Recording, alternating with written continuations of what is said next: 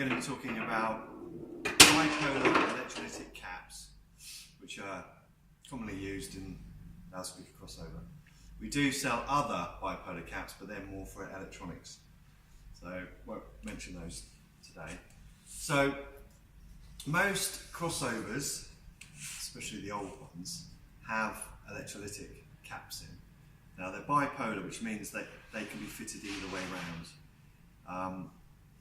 A lot of the problem with the old values that you used to use is that they're not standard. So, for example, you might get a crossover that has a 62 UF, which isn't standard. So you could build up a 62 UF using a 56 UF and a 6.8.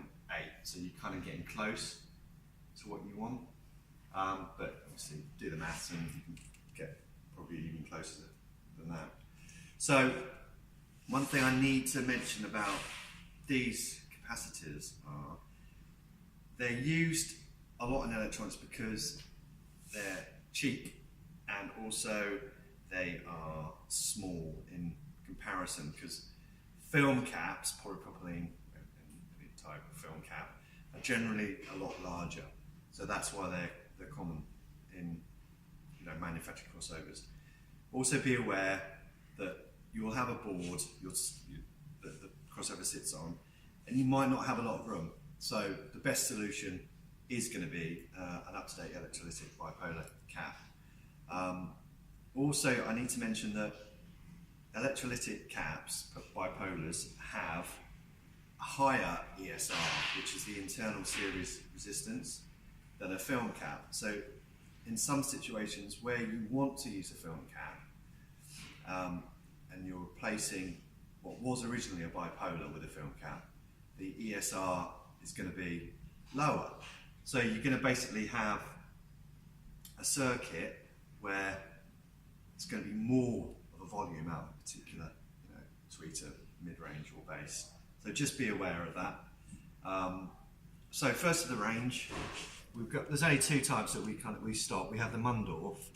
So Mundorf make two kind of types. I mean, the generic title is an E-cap, but you have a raw E-cap, which is basically the E-cap 100 volt and the E-cap 63 volt. So the reason they're called raw is that the foil is etched roughly, so they get more of a surface area, and as a result you can get a smaller body.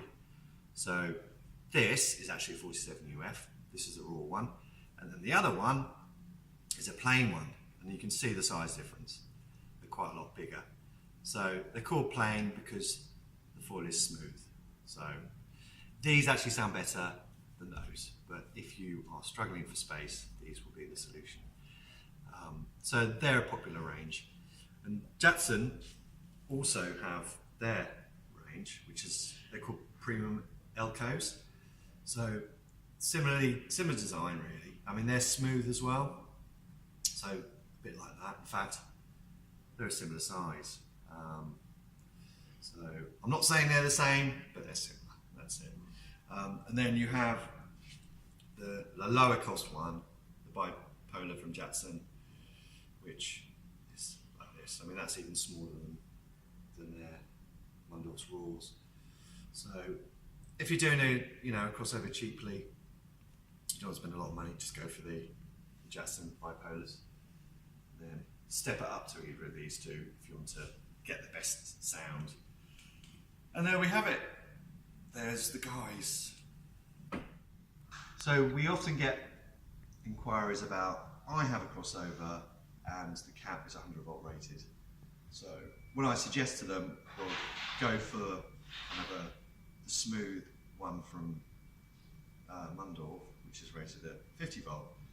Oh, can I use the 50 volt? I thought it was 100 volt. I said, no, it's fine, because effectively in commercial crossovers, you're not going to get anywhere near 50 volts even, because if you did, it would be a huge PA sound system. So 50 volt is plenty. So the Mundorf range, the E-caps, you've got 4 different voltages: 50 volt, 63 volt, 70 volt, and 100 volt. The raw version are the 63 volt and the 100 volt, and the smooth plain version are 50 volt and 70 volt. The range that ECAP is quite fast. They do 1 UF up to 680 UF.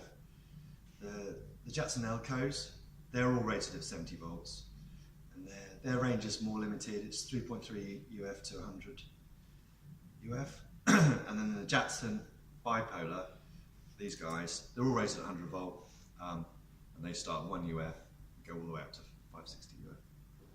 So yeah, don't worry about the voltage. Any of them will be fine in any kind of commercial speaker.